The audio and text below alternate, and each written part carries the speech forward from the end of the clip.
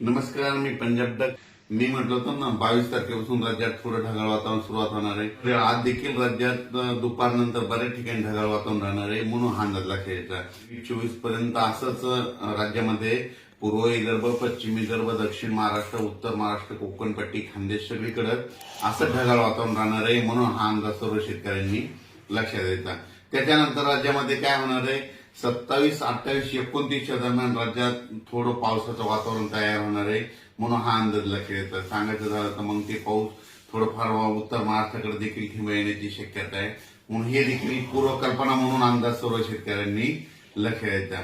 राज्यातल्या सर्व शेतकऱ्यांना सांगू इच्छितो की हे ढगाळ वातावरण वेलवर्गीय पिकासाठी खूप चांगलं आहे. त्याच्यानंतर तुम्हाला एक सांगू इच्छितो की हरभऱ्याला फुलं लागण्यासाठी देखील खूप चांगलं वातावरण आहे, म्हणून हे देखील लक्षात घ्यायचं. पण ह्या वातावरणामध्ये काय होणार, ढगाळ वातावरण राहत असल्यामुळं राज्यामध्ये धुई धुकं देखील राहतं. धुई धुक्यामुळे काय होतं की द्राक्ष बाग, डाळिंब शेतकऱ्याचं अतोनात खूप नुकसान होतं, म्हणून ही अंदाज सर्व शेतकऱ्यांनी लक्षात घ्यायचा.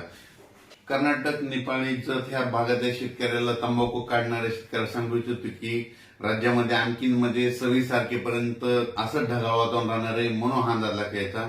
पण 28-29 दरम्यान राज्यात वातावरण थोडं खराब होणार आहे, बिघाड होणार आहे, म्हणून हे अंदाज सर्व तंबाखू काढणाऱ्या शेतकऱ्यांनी सर्व शेतकऱ्यांनी लक्षात द्यायचा. वीट उत्पादकांना देखील हा अंदाज लक्षात द्यायचा, कारण की खूप काही असा मोठा पाऊस नाही, मागे जसा आलता ना तसा तुरळक ठिकाणी कुठेतरी थेंब येणार आहे, म्हणजे 28-29-30 दरम्यान, म्हणून हे अंदाज सर्व शेतकऱ्यांना लक्षात द्यायचा. उत्तर महाराष्ट्रातल्या सर्व शेतकऱ्यांना सांगू इच्छितो की 29-30 दरम्यान, 28-29-30 दरम्यान तुमच्याकडे थोडं जास्त खराब वातावरण होणार आहे, ढगाळ वातावरण राहणार आहे, म्हणून उत्तर महाराष्ट्रातल्या शेतकऱ्यांनी हा अंदाज लक्षात द्यायचा.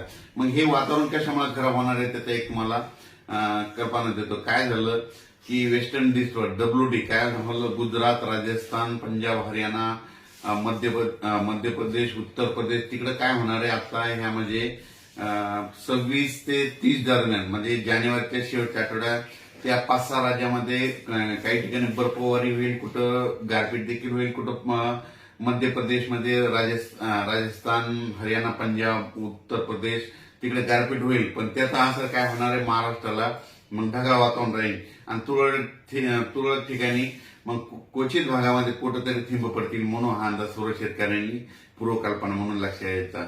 म्हणजे सांगायचं झालं तर मग फक्त महाराष्ट्रामध्ये ढगाळ वातावरण तुरळक ठिकाणी 28-29 दरम्यान कुठंतरी काही भागात अंशतः थेंब येण्याची शक्यता आहे, म्हणून हा अंदाज सर्व शेतकऱ्यांनी लक्षात द्यायचा. खूप काही असा सर्वदूर मोठा पाऊस नाही, फक्त मागे जशी परिस्थिती झाली होती तशीच परिस्थिती आता राहणार आहे, म्हणून हा अंदाज सर्व शेतकऱ्यांनी लक्षात घ्यावा.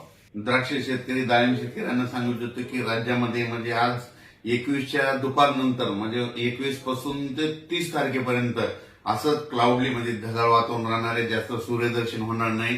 त्याच्यामुळे तुम्ही तुमच्या फवारणीचं तुमचं नियोजन करू शकता. राज्यातल्या सर्व शेतकऱ्यांना सांगू इच्छितो आज देखील उत्तर महाराष्ट्राकडे ढगाळ वातावरण राहणार आहे, पण ते ढगाळ वातावरण काय होईल, दुपारी 3-4 त्यानंतर महाराष्ट्रात बऱ्याच भागात सगळीकडे असं ढगाळ वातावरण दिसेल. हे असं ढगाळ वातावरण हे जानेवारीच्या शेवटच्या आठवडाभर राहणार आहे, म्हणून हा अंदाज लक्षात येता. मग राज्यात मग 28-29-30 दरम्यान काय होणार आहे, थोडं आणखीन याच्यापेक्षा जास्त वातावरणात बदल होणार आहे. मग ते कुठं होणार आहे, नंदुरबार जिल्हा, धुळे जिल्हा, जळगाव जिल्हा, नाशिक जिल्हा, त्याच्यानंतर अहिल्यानगर, पुणे जिल्हा, कोकणपट्टी पूर्ण, त्याच्यानंतर सातारा, सांगली, सोलापूर, कोल्हापूर ह्या पट्ट्यामध्ये काय होणार आहे, मग थोडं जास्त ढगाळ वातावरण राहील आणि तुरळक ठिकाणी थेंब देखील 28-29 दरम्यान त्या पट्ट्यामध्ये येतील, म्हणून हे अंदाज त्या शेतकऱ्यांनी लक्षात घ्यावा आणि आपण आपल्या फवारणीचे नियोजन करावे. धन्यवाद.